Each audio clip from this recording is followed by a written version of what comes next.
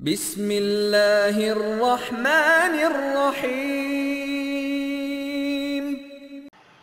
সমাজে একটি কথা চালু আছে, জানো কম আমল করো বেশি। এটা ভিত্তিহীন একটি মিথ্যা কথা। এই ধরনের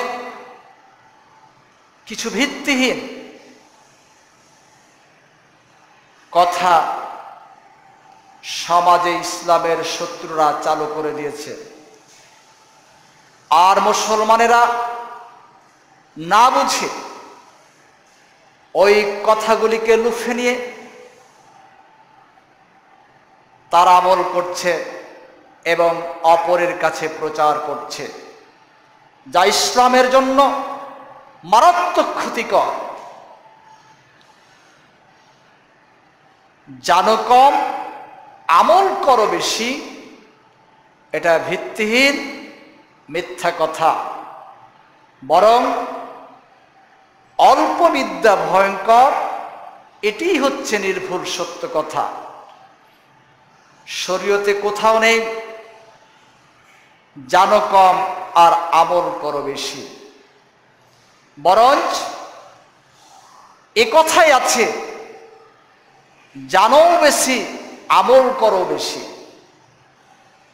কেননা যে কোনো কাজে দক্ষতা যদি কম থাকে তাহলে তার দ্বারাই ক্ষতি হওয়ার সম্ভাবনাই 100%।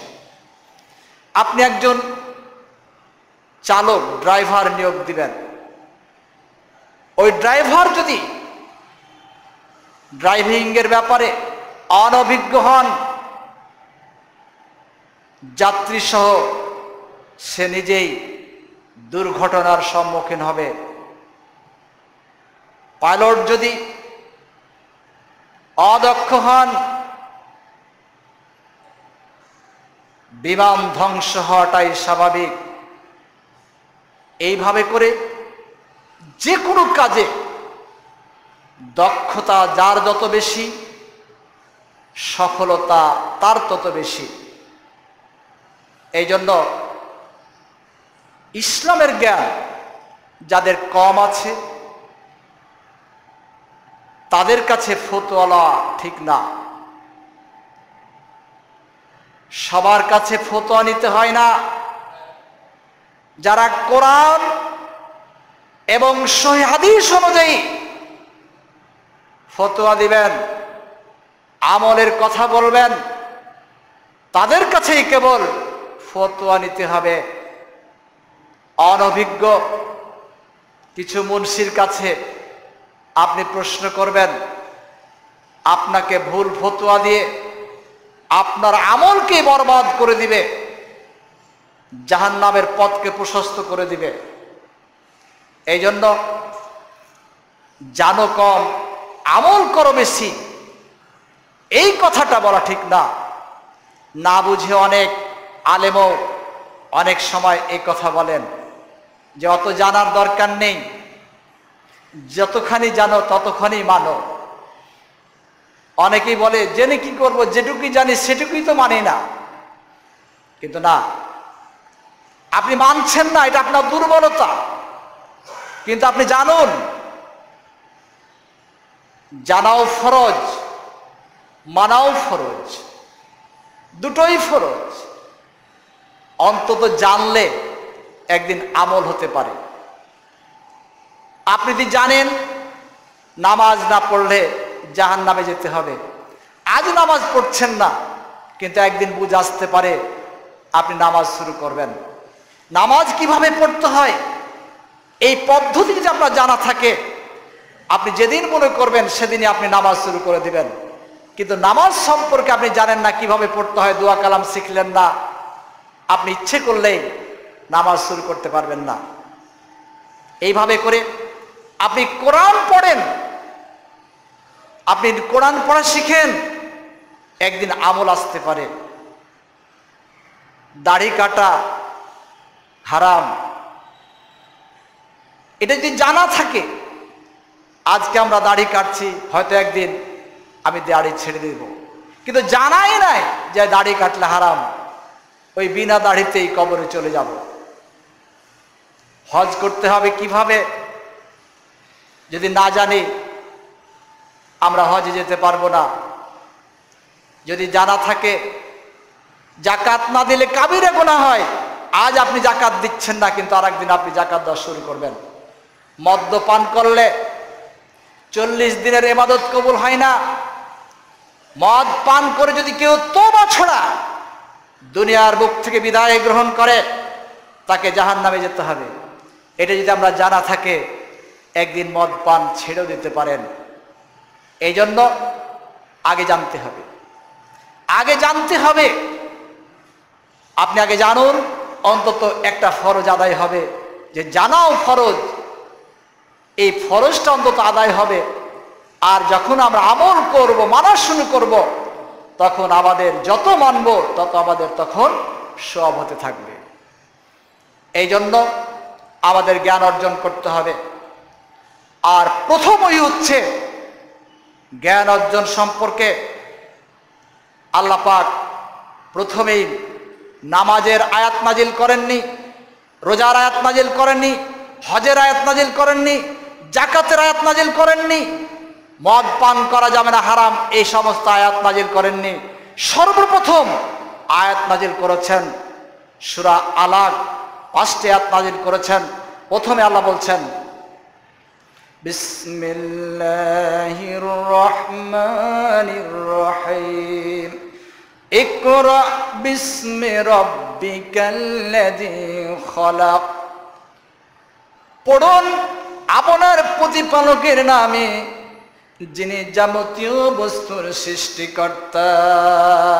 তাহলে প্রথম ওই হচ্ছে জ্ঞান অর্জন সম্পর্কে জানতে হবে।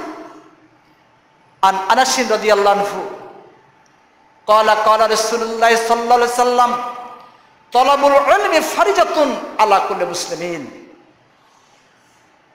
হযরত আনাস বর্ণনা করছেন, আল্লাহ রাসূল বলেছেন তলাবুল ইলমি ফারিজাতুন আলা কুল্লি মুসলিমিন, প্রত্যেক মুসলমানের জন্য ইসলামের জ্ঞান অর্জন করা ফরজ। ইসলামের জ্ঞান অর্জন করতে হবে, এটা ফরজ। নারী হোক পুরুষ হোক, অবশ্যই অবশ্যই ইসলামের জ্ঞান আপনাকে অর্জন করতে হবে। কারণ ইসলামের জ্ঞান না থাকলে আমাদের উপাস্যকে আমরা চিনতে পারবো না, প্রকৃত উপাস্যকে, প্রকৃত মাবুদকে, কার বিধান মানা উচিত এটা আমরা জানতে পারবো না।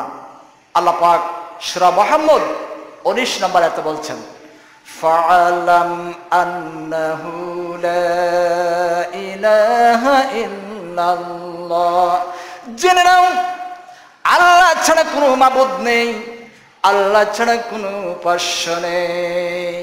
তোমরা জেনে নাও, তোমরা জ্ঞান অর্জন করো, আল্লাহ ছাড়া কোনো উপাস্য নেই, আল্লাহ ছাড়া কোনো মাবুদ নেই, আল্লাহ ছাড়া কোনো বিধানদাতা আইনদাতা নেই। একমাত্র উপাস্য হচ্ছেন, একমাত্র আমাদের প্রভু হচ্ছেন মহান রব্বুল আলামিন, আসমান জমিনের যিনি বাদশা, যিনি আমাদের রব, যিনি আমাদের প্রতিপালক, তিনি হচ্ছেন আমাদের একমাত্র উপাস্য। সূরা হাসর 2 নম্বর আয়াতে আল্লাহ বলছেন ফাআতাবিরু ইয়া উলিল আবসার, হে চক্ষুষ্মান ব্যক্তিগণ তোমরা উপদেশ গ্রহণ করো, মানে জ্ঞান অর্জন করো, ইসলামের জ্ঞান অর্জন করো, তোমরা উপদেশ গ্রহণ করো। আন আবি হুরায়রা রাদিয়াল্লাহু আনহু ক্বালা ক্বালা রাসূলুল্লাহ সাল্লাল্লাহু আলাইহি সাল্লাম তাআল্লামুল ফারাইজ ওয়াল কুরআন ওয়া আল্লিমুহান নাস ফাইন্নী মাকবুদুন।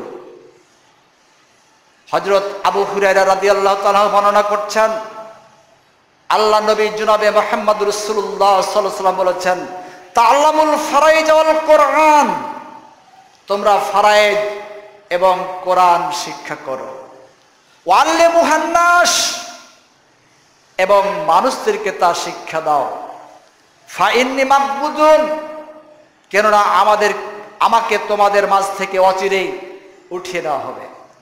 আল্লাহ রাসূল খুব গুরুত্বের সাথে বললেন, তোমরা কোরআন শিক্ষা করো এবং তোমাদের মাঝেই শুধু সীমাবদ্ধ রেখে দিও না, মানুষকে তোমরা শিক্ষাদান করো, কারণ আমি তোমাদের মাঝে চিরদিন থাকবো না, আমি তোমাদের মাঝ থেকে চলে যাব।